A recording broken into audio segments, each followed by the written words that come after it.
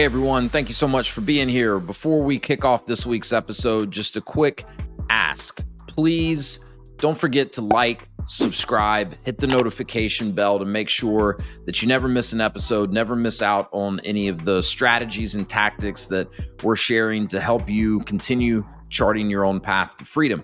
And if you'd like to go deeper with any of this, we've launched a free Facebook group, which you can join at pathtofreedom.com/group. And we've linked that in the show notes to make it easy for you to find. All right. Thank you again for being here. Let's drop in to the episode. Hey, what's up, everyone? And welcome back to the Path to Freedom podcast. Today, I'm joined by Courtney Yeager, and Courtney is the founder and CEO of Detox, which is what I find a very intriguing new franchise concept in kind of the health and wellness category, recovery category. Courtney will describe it more eloquently than I just did, but it's an interesting concept for sure. A lot of things around the business model that a lot of the types of people that I work with look for in a business, but she's kind of creating a new category within the health and wellness space. So excited to dive in and learn more about Detox today. Courtney, welcome. Thank you so much for having me. Yeah, my pleasure. I've been looking forward to it. So what is Detox? Give us kind of the lowdown on what Detox is. Sure. So the Detox is a lymphatic-based body sculpting technique.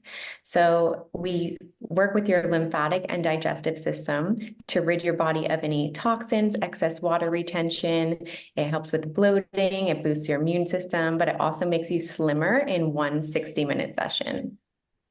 And so, I hear that and I'm immediately a little skeptical. I'm saying when I heard this 6 months or so ago, when I first got introduced to your concept, and I'll make sure there's a link in the show notes. Go to their website, go, find them on Instagram or social media. Like some of the before and after pictures will blow your mind of people walking in for one of these sessions and walking out. And I mean, just looking thinner, right? It's pretty insane, some of the before and after pictures. So lymphatic, digestive, like how, like, what does a session look like? Like, what's happening to me if I'm coming in to have my lymphatic system drained? Because it sounds a little like, I don't know that I want to have anyone touch my lymphatic anything. Sure. So it's a full body method. It will feel very similar to a massage, but it's not a massage. We are not working any of your muscle groups, but you are laying on a massage table. It is a manual technique. So, it feels really nice, but every stroke that we perform within this technique has an intention behind it. So it's a body sculpting technique, but then we're also activating your lymph nodes and pushing all of the fluid towards them, which in turn helps boost your immune system, gets rid of any toxins. There's a lot of abdominal work that goes into this technique as well. So it's really great for, constipation, digestion regulation, all of those good things. So the Detox really is, that look good, feel good service. And like you said, we are really creating our own category within the wellness space. Yeah. So in a lot of ways, similar to a massage in terms of the experience that a client goes through there in a private room on a table with what do you call your specialist? Technicians. Okay, so with one of your technicians, and so it's not uncomfortable or painful, because when I think about someone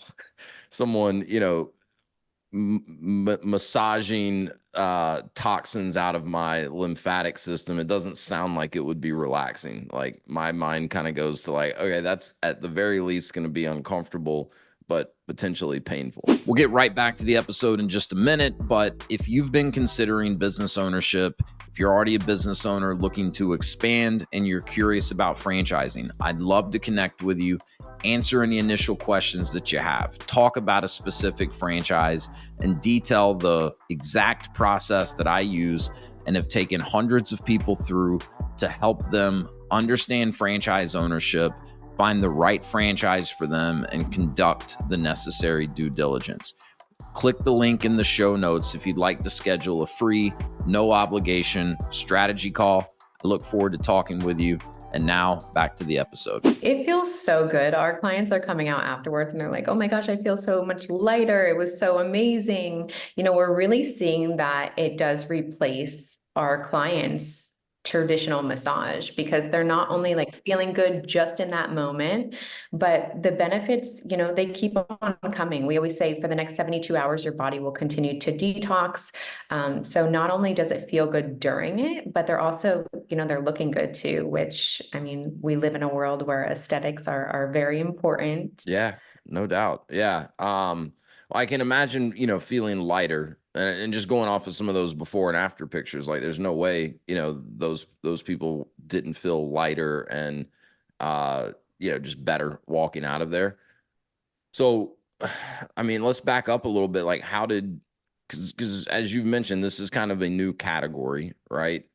But you had to learn these techniques somewhere, and then you've had to teach other people these. So like how did you get into detoxification through the lymphatic system and the digestive system?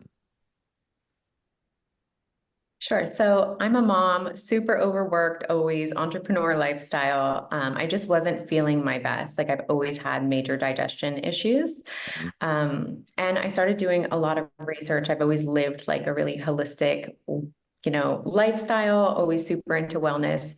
With much research, I really discovered that the lymphatic system is really understudied in the US. In other countries, these treatments are available at every spa, on every corner.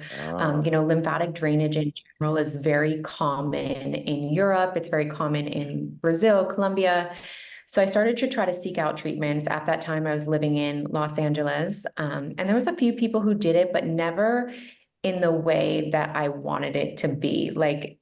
Like that Brazilian style, you know, it is a firm pressure technique. Everyone was kind of doing a variation of what I envisioned. Okay. So at that time, I hired a lot of mentors to really help me curate the technique the exact way that I wanted it, where you would get that aesthetic result, but also, you know, the health benefits that go along with any lymphatic work. So my husband thought that I was absolutely insane because it wasn't what I was doing in my life at that moment. And I opened our first location in 2019 in LA. I was like, let's brand this, let's do it. Right away, we had every celebrity like knocking down our door, wanting to get in. Our DMs on Really? Instagram were crazy. Yes. So here we are. I mean, it's Can been you like tell us four and a half a years few of later. the celebrities that came through? Oh, I mean, I feel like there isn't one that we haven't had, to be honest. Really? Okay. So so they were in the know on this. They knew there was something to this lymphatic detoxification, which makes sense. You know, you know, places like LA and you know, people of, you know, celebrity status tend to be kind of on the cutting edge of anything that's new in the wellness space. So that makes sense. Absolutely. And I was really strategic with our openings too. Like I opened the Talks New York the week before New York Fashion Week. So we had every Victoria's Secret model in. I've been really And that strategic last on little that cut side before because you they know about put their it. bikini on to walk down the stage, I guess you call it. Hey everyone, we'll be right back to the episode, but one quick note, you know, success doesn't happen in a vacuum. So if you'd like to learn more, you want to go deeper and interact with like-minded people, I'd love to have you join the free Path to Freedom Facebook group. You can join by going to pathtofreedom.com/group and become a part of the Path to Freedom community. All right, back to the episode. So what were you doing? You mentioned, you know, you were a mom, you were, you know, kind of feeling overworked, entrepreneurial lifestyle. Like what were you doing before this? Like were you involved in other businesses? Had you started other businesses that kind of gave you, you know, I guess some experience? It sounds like you were very strategic and smart with how you branded and launched the Tox. So what were you doing before that? Sure. So I was a fitness franchisee for about 5 years. And then from there, I started a Pilates and bar sock company, which is like the sticky socks that you use Yeah. for workouts. Yeah. Was massively successful. I was doing private label manufacturing in the sock and clothing industry for the whole fitness franchise world. So Really? I was really into like manufacturing and design, but I also had a lot of knowledge in how franchisees and franchisors structure their product lines. Um, but that was a very unrewarding industry that I was in. It was just constant, like it's a grind. But I love it. I'm super creative. The design aspect of it was, where I thrived. So I had a lot of insight that I feel like led me up to now be where we are. But again, always in that health, wellness, and fitness world. But just this is a totally different side of it. Yeah, but also some experience in franchising and Absolutely. understanding that dynamic. I'm sure has been helpful because a lot of founders, have great businesses, great concepts. They come to the realization that franchising is the way to go, but it's brand new to them, right? Like they've had really no exposure to it. So I think any exposure, the fact that you've been a franchisee, you're going to be able to kind of see through the same lens as your franchisees with Detox, which I think is a huge benefit. So those socks that I had to buy at Stretch Lab that were ridiculously overpriced, those may be I you. probably made them. Yeah. Maybe me. All right. Good to know. Well, it's Gene, anyone that can figure out a way to charge that much for socks and sell a shitload of them is that's brilliant. So well done. So I want to go back. So the lymphatic system is understudied in the US, but not so much in other parts of the world. So while this is kind of creating a new category here, this is not necessarily new in other parts of the world. Did you travel around and study how other, I think you said Europe and Asia, this is pretty common. Did you travel over there and learn how they perform these services? So I did not travel overseas, but I did have people from overseas come to me. Even Um, better. Work smart, not yeah, hard, even right? better. Yeah. But um, again, it's very common there. In Europe, I mean, everybody's doing it and they're doing it, during pregnancy, right after pregnancy. I mean, the European women are getting these treatments done even in the hospital right after they're giving birth. So it's very, very mainstream. And I feel like, it just wasn't here. And we really did bring it to market where now it's becoming more common. yeah, it's probably a topic for a totally different podcast, but why do you think the US is slower to adopt some of these more holistic type of, I don't know if healthcare is the right word, but treatments? I mean, is it just the medical industry and it's so profit driven and That's uh where I was going with it. I was going to ask yeah. if you really wanted me to get into this. Yeah, I mean, like I said, I mean, I would, yes, but it would probably dominate the rest of the time that we have because that's something I've been kind of, fascinated with for the last couple of years too. And That Yeah. Sadly, yeah, I think that, it's just very money driven and there are a lot of holistic ways to live healthier. And there's just toxins in everything that we eat, breathe, we everything. live it, everything. So definitely a more intricate topic, but I do think that, these treatments have helped so many people's lives. And if we can just get it out there, even more so than what we've done, we really are just making such a difference. Yeah, well, and I think the pendulum's moving in that way a little bit. Like there seems to be a lot more awareness kind of at the general consumer level that there are services out there that you can take advantage of to take a more proactive approach to your health and well-being. And more and more people are doing these things, right? I mean, I mentioned Stretch Lab earlier. Like, you know, I mean, just 5, 6 years ago, no one would have thought that someone would pay a couple $100 a month to have a membership to go sit on a table and have someone stretch them out once Of a week, course. right? But that's common at this point. So I think there's more awareness, and there's more people looking for these types of services. So, what does this look like?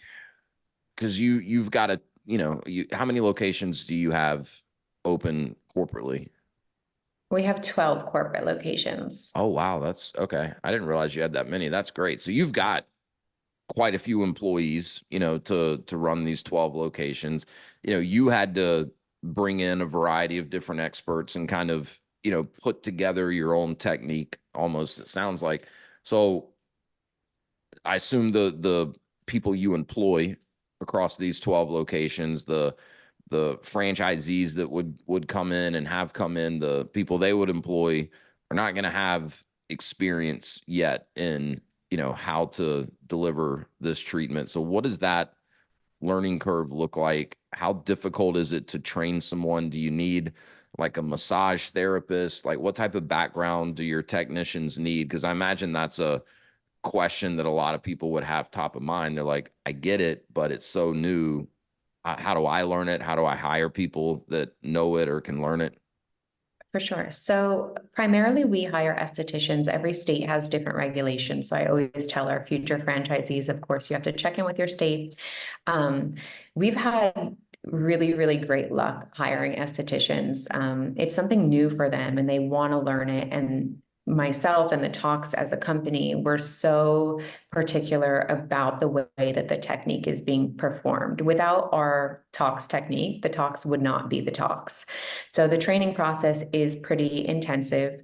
I prefer to hire technicians that are right out of esthetician school, just because they are easier for us to mold, but we Yeah. will teach them everything from start to finish on the Tox technique. It could take anywhere from, 8 to 14 days, depending on how quickly they learn, but we will not clear them to be a technician until they are 100% like ready to go and can perform it up to our standards. So again, we've had really great luck with it. We're offering an opportunity that they don't necessarily get fresh out of school. So it's been great. Yeah, I would imagine in some ways that helps your recruiting efforts because it is so different. Yes. And I've heard that, recruiting good estheticians over the last several years has not been that difficult. There's, no shortage of qualified people. And, look, if you look at some of the places an esthetician could work, and again, I'd encourage people listening, go to the website. Like your locations have a very spa-like feel and vibe. And, look, they're not doing bikini or Brazilian waxes, right? Of If they're course. working at the Tox, right? So like there's It's the tiers cool to, girl. Yes. like if you're doing Brazilians all day, I imagine you feel like you're kind of at the bottom of the totem pole as an esthetician, right? So like, that's worth thinking about the setting you would work in, the type of hours you would work, the services you're actually providing, and what part of the client's body they're on. Those are things that I imagine estheticians think about and take into consideration if they're evaluating multiple job opportunities.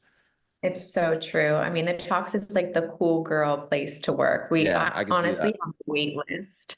In New York, I just was looking at our Indeed account today and, we had over 400 applicants. So again, Wow. no shortage. They want to work for us. We've created a culture of employees that is really special in this industry. And when I'm looking at future franchisees, it's one of my priorities to make sure that they can really create that same culture that I've created in my corporate locations. Yeah. Yeah, that makes a lot of sense. But yeah, I could see it kind of being like the cool place to work, especially somewhere like New York, right? It's trendy. It's you know, people are wanting the services, but that's, I mean, that's a big concern for a lot of people as they evaluate businesses, right? Is, how am I going to find and keep good people? So, to hear that you got 400 applications for one location in New York, that's a pretty good indicator.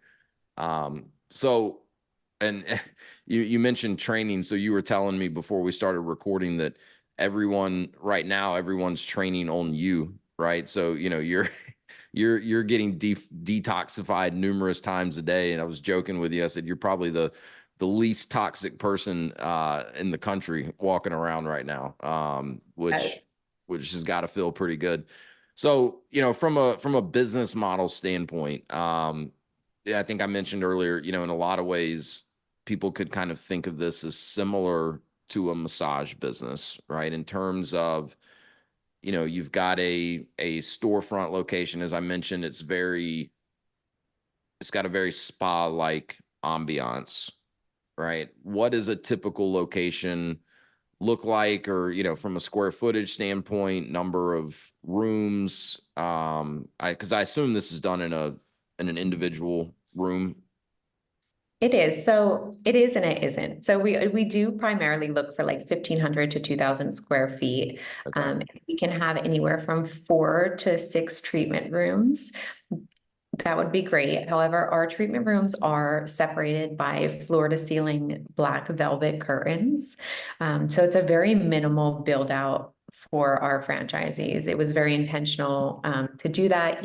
My outlook is let's not put a lot of money into these buildings that aren't ours. Instead, let's have a fast turnover time, make it still like a really intimate, sexy vibe when you walk in. But it's more of a like salon energy and vibe versus a relaxing spa because we do separate the Okay. room by the curtains. So being so results driven, clients are coming in wanting those before and after results. It's a conversational atmosphere. Okay. But when you Okay. walk in, you feel it. It's a super, super sexy vibe. But again, So it's a 1,500 to little more high energy than like if I'm going in to get a 90-minute massage where I want the lights dimmed and the music, and like I'll pay you extra to not talk to me type of vibe. It's okay, more like a salon. That's a good way to, that makes sense. We've created our own vibe. When you walk in, the playlists are curated. It's more upbeat for sure. Okay. All right. Very cool. Hey, everyone. We'll get right back to the episode, but I wanted to quickly share a free resource with you. If you're curious about franchise ownership and want to learn more about how countless people, including myself, have leveraged franchising as a way to create more freedom for themselves and to take control of their livelihood, I've put together an ebook. It's called Franchise Wealth Creation, and it's the perfect starting point for anyone that's just curious to learn more about this whole franchise thing and how I've helped hundreds of other people navigate all the steps involved in understanding and researching franchising. So click the link in the show notes, fill out a short form. I'll send you the ebook. I think it's a great starting point if you're curious at all about learning more about franchising. All right, let's get back to the episode. Very cool. So ideally 4 to 6 beds is what you said. So what does that need to look like from a technician standpoint? I assume you're not really looking for franchise owners to become technicians themselves. I imagine they can go through the training if they want to or are interested to, but that's not really what the role of the owner is designed to be in this business. So what does the staff need to look like in order for them to open? How many technicians? Are there other employees other than Sure. technicians that they need?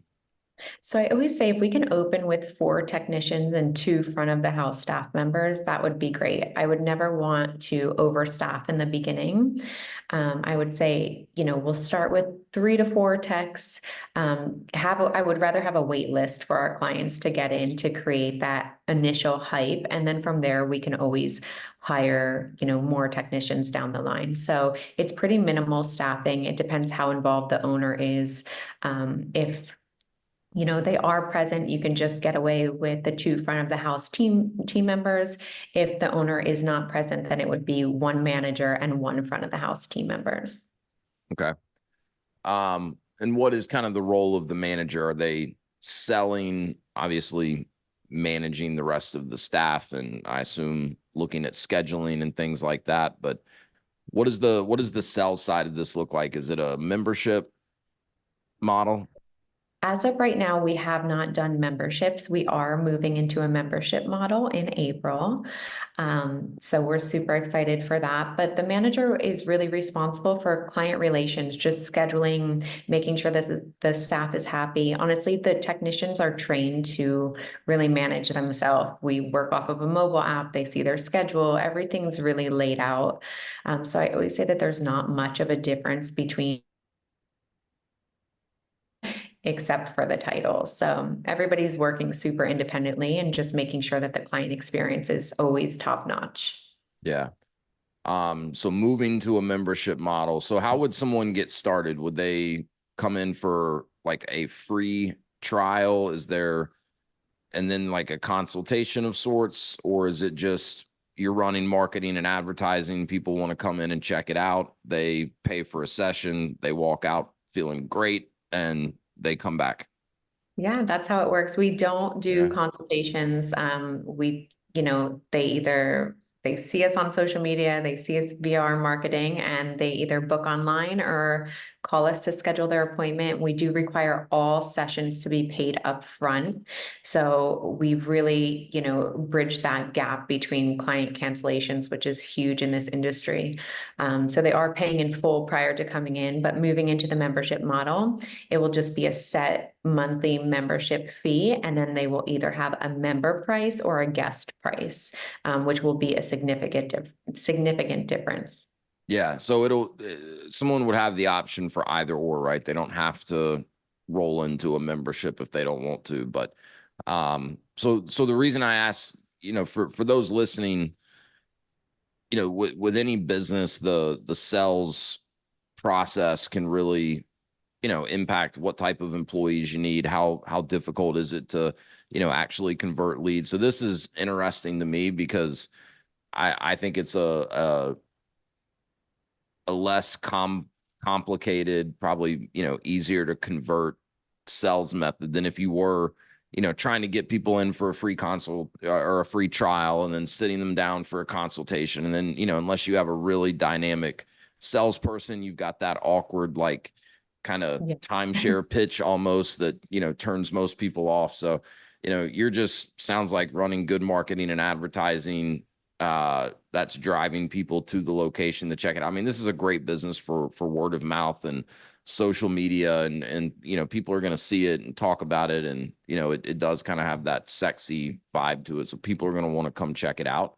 So no reason to add extra steps in to actually Correct. convert them to customers. But that's a Yeah. big difference if you're the owner, right? Because like I work with some great fitness concepts, but unless they get a really dynamic, usually it's the manager or the GM that's, doing a lot of the Selling. sales, they can really struggle unless they get like the exact right person for that role.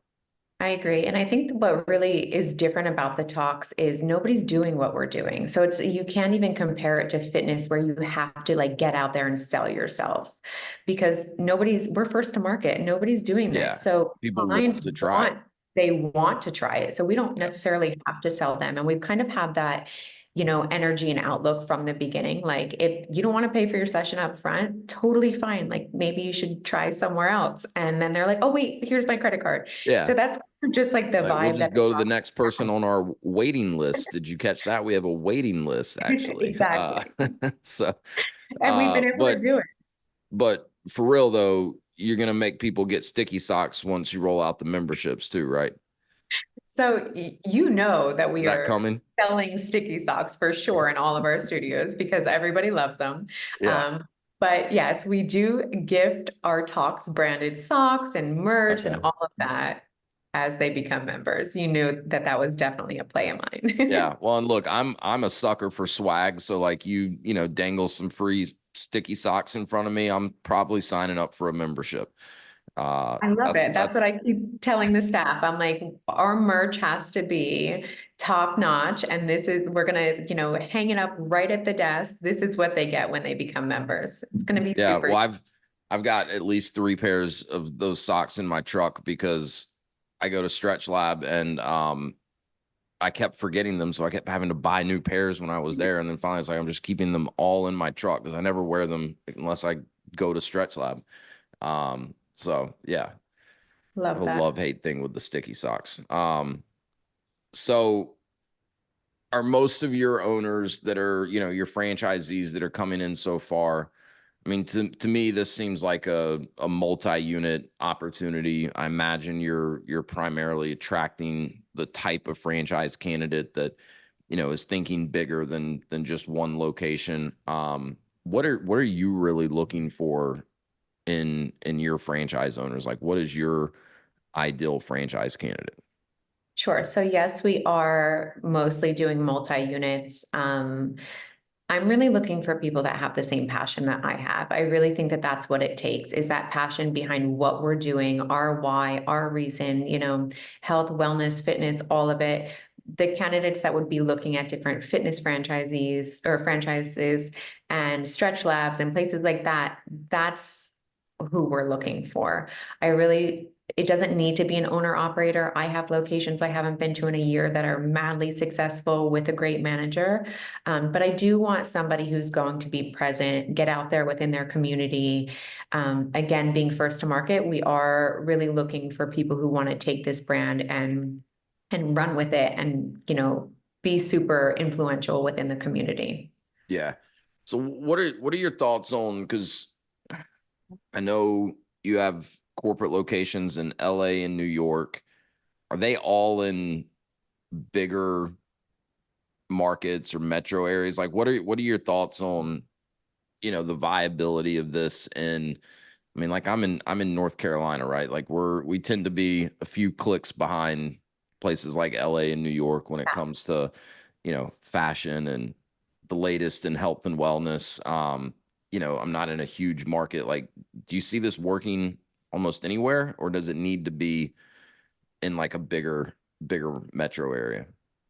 I'm so happy that you asked this question because I am excited to say that I'm opening in my small little town in Vero Beach, Florida. Okay. So I am opening a corporate location here because that's how much I really believe that it can be anywhere. It doesn't need to be a large city. My corporate locations are in New York, LA. I have Dallas, Houston, Austin, DC, Boston. We are in larger cities. However, I'm so confident that it's going to do amazing in smaller towns and smaller cities. If anything, I think that we even have a better opportunity because they have nothing else to do here and they're Yeah, looking there's not other for options, there or as many there other aren't. options. And, look, a lot of times these types of concepts do better in like suburban areas than they do in like metro areas. And certainly the cost, are gonna be more realistic in, your smaller markets. If you've already opened these all over LA and New York and Boston and Dallas, and like those are the most expensive markets in the country, right? And so if you can run it profitably in those types of market, chances are your build out costs, your operating costs are going to be far more reasonable in some of these smaller markets. And you may adjust your pricing a little bit, but you probably don't have to dramatically adjust it, I imagine. I mean, again, there's nothing to compare it to, right? There's no, oh, well, this other lymphatic detoxification studio is half the price. They don't have a There's comparison nothing. point. Yeah, I'm really excited to be opening in this small little town and be able to show, the numbers and the success because I am so confident that it is going to absolutely kill it. Yeah, it's intriguing for sure. I mean, what have I not asked you about that I should? I mean, I feel like I could ask you a million questions about the process itself. I know something I wanted to ask you about. Is there any science behind like the benefit? Like, is there any science backing up the benefits, or is it more just someone feels it, they feel better, they look better, they walk out of there knowing something happened, and and they feel better now, and they want to do it again at some point? Yeah, there's a ton of science behind lymphatic drainage in general. Of course, like our technique and the way that we do it, it mixes lymphatic drainage with body sculpting. But if you look into the science behind lymphatic drainage and digestive massage, and think that that had a baby, that's the Tox technique. So I feel like whenever anyone's questioning it, do your research on the benefits of lymphatic drainage and then come talk to us because, it's there, it's proven, and it is such an important part of our overall health and well-being. Yeah. This reminds me of, I won't say the brand's name, but a brand I started working with a few years ago, and very similar to the Tox. I mean, this is in the fitness space, but similar to the Tox in that it was brand new. Like this technique was brand new to the US. It was kind of creating its own category within fitness. When I first heard about it, I was like, this is some bullshit. Like this is something you see at midnight on CNN. They're trying to, rip off old people. Because it just seemed like almost too good to be true, right? But then I started digging into it, and sure enough, part of what they use for this technique is considered a medical device. So it got jammed up in the FDA approval process, and over in Europe and Asia, they've been using these techniques for decades, and it's very well known and understood. And so then I kind of started coming around to it and getting on board, and I've placed a couple of people with that brand, and they're absolutely crushing it. Like once people try it, they want to keep coming back. Like it's a very effective, way of strength training. Yeah. So this reminds me of that. And, I think the key for people, like if you're listening to this, if it kind of piques your interest, but you're a little skeptical, just like Courtney said, do some of your own research, right? And at least keep an open enough mind to say, okay, let me assume that, there really are the benefits that come with this, and do your own research. You've got 12 corporate locations at this point where you can kind of validate, proof of concept. You've got franchisees that will be opening, here in the not too distant future. So, there's plenty of ways that people can do their research and, gather the information to really determine for themselves if they think it's something they want to get involved with. But where are you at as a franchise as of now? I know you've awarded some franchises. I don't believe you have a franchise location open just yet. Is that correct? We have one franchisee open in Scottsdale. She Oh, was great. our first one. She's been open for over a year. And we have 8 signed that are they're very close to the finish line of signing their leases. Great. And then we have a confirmation day coming up soon with 8 more. So, yeah. That's exciting. That's exciting. So where do you see this thing going long term? I mean, obviously you just getting started with franchising, but is this type of business, are there other things you can layer in, that are maybe complementary, or do you envision it just really focusing on the detoxification? I feel like that's what makes the talk special is specializing in one thing. You can Yeah. go to any med spa, you can go, here, there, and they have a menu of services, but the talks is known and successful for specializing in the talks technique. So I don't see us expanding our services, but I do see us expanding all over the US. Yeah. That I have no doubt of. It's just a matter of time. And then you'll see, other companies popping up that are trying to replicate what you guys are doing.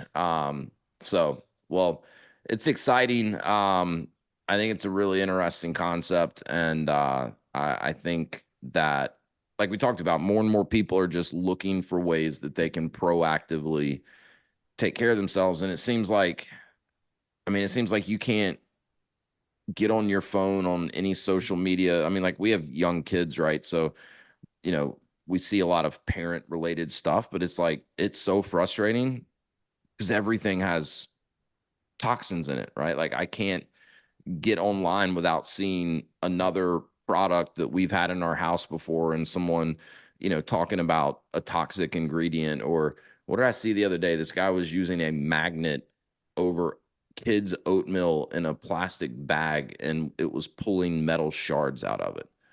I'm like, God Insane. damn, you can't like Yeah. unless you're literally growing all your own stuff. Like I don't know what's okay to give my kids. So I think everyone's like hyper aware of the fact that so much of what we eat and drink is not good for us. So I think it's just going to drive more and more people to be willing to try something like what the Tox offers. And then if they feel the benefits and they can see the benefits, they're just going to keep coming back. So I think it's good timing for something like this for sure. I agree. All right. What else should the audience know about the Tox before I let you go about the rest of your day here? I feel like we covered it. I would just say, have an open mind, do your own research, really check out our social media. It's really how we've been able Yeah. to grow our brand. It's a very important aspect to really understand and dive into it. So thank you so much for having me. Again, I want people to really understand what we do and our intention behind it. So social media is the best thing to check out to get there. Yeah, we'll put the social media handles in the show notes and a link to the website. We'll make it easy for people to find. But Courtney, thank you so much for being here and helping us understand the Tox a little bit better. Thanks to everyone for tuning in. Courtney Yeager with the Tox.